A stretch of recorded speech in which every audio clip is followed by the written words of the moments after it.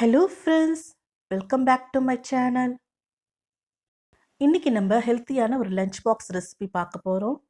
வெந்தயக்கீரை பச்சை பட்டாணி போட்டு புலாவ் செய்ய போகிறோம். வீடியோவை ஸ்கிப் பண்ணாமல் பாருங்கள். நான் இன்னைக்கு 1/4 கட்டு அளவுக்கு வெந்தயக்கீரை எடுத்திருக்கேன். வேரெல்லாம் கட் பண்ணிவிட்டு ரஃப்பாக சாப் பண்ணி எடுத்துக்கலாம். நீங்கள் இலை மட்டும் பறித்து யூஸ் பண்ணுறதுனால கூட யூஸ் பண்ணலாம். இந்த மாதிரி ரஃப்பாக சாப் பண்ணி எடுத்துக்கோங்க. இப்போ தண்ணியில் போட்டு நல்லா அலசி எடுத்துக்கலாம்.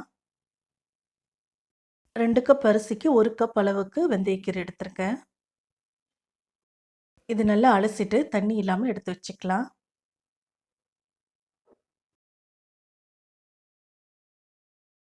நான் இன்றைக்கி புலாவ் செய்கிறதுக்கு நார்மல் ரைஸ் தான் யூஸ் பண்ணியிருக்கேன். அரிசியை நல்லா அலசிட்டு 1/2 மணி நேரம் ஊற வச்சு எடுத்திருக்கேன். இப்போ ஒரு ப்ரெஷர் குக்கரில் 2 டேபிள் ஸ்பூன் எண்ணெய் சேர்த்துக்கலாம். எண்ணெய் நல்லா காஞ்சதும் பட்டை, கிராம்பு, ஏலக்காய், பிரியாணி எல்லாம் சேர்த்துக்கலாம். மசாலா நல்லா பொரிஞ்சதும் ஸ்லைஸ் பண்ண 2 வெங்காயம் சேர்த்துக்கலாம். வெங்காயம் நல்லா பொன்னிறம் ஆகிற வரைக்கும் நல்லா வதக்கி விட்டுடலாம்.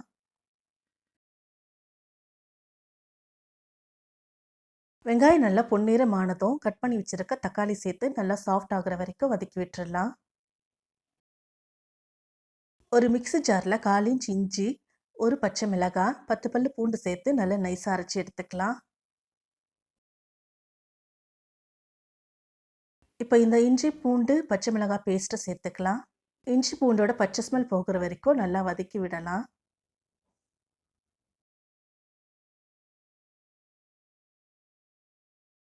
இப்போ நம்ம ஏற்கனவே கட் பண்ணி வச்சுருக்க வெந்தயக்கீரையை சேர்த்துக்கலாம்.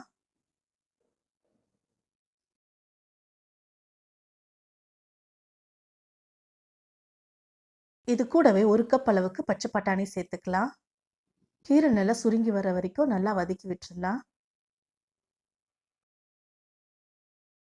இப்போ 1 டேபிள் ஸ்பூன் குழம்பு மிளகாய் தூள் சேர்த்து பச்சை வாசனை போகிற வரைக்கும் நல்லா வதக்கி விட்டுடலாம். காஷ்மீரி ரெட் சில்லி பவுடர் இருந்தால் கூட நீங்கள் சேர்த்துக்கலாம். இப்போ அரிசியையும் தண்ணியும் சேர்த்துக்கலாம். நான் 2 கிளாஸ் அரிசிக்கு 5 கிளாஸ் தண்ணி வச்சுருக்கேன். இப்போ தேவையான அளவு உப்பு சேர்த்துக்கலாம். இப்போ அரிசி உடையாமல் எல்லாத்தையும் நல்லா கலந்து விட்டுடலாம். இப்போ ஸ்டவ் ஹை ஃப்ளேமில் வச்சு நல்லா கொதிக்க விடுங்க. இந்த மாதிரி தளத்தலன்னு கொதிக்கும் போது மூடி போட்டு வெயிட் போட்டுடலாம். 2 விசில் வர வரைக்கும் நல்லா வேக விட்டுடலாம். இப்போ 2 விசில் வந்துருச்சு. ப்ரெஷர் ஃபுல்லாக நல்லா ரிலீஸ் ஆகட்டும். இப்போ குக்கர் ஓப்பன் பண்ணி பார்க்கலாம்.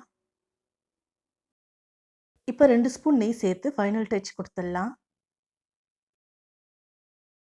ஒரு ஃபோர்க் வச்சு லைட்டாக கிளறி விடுங்க.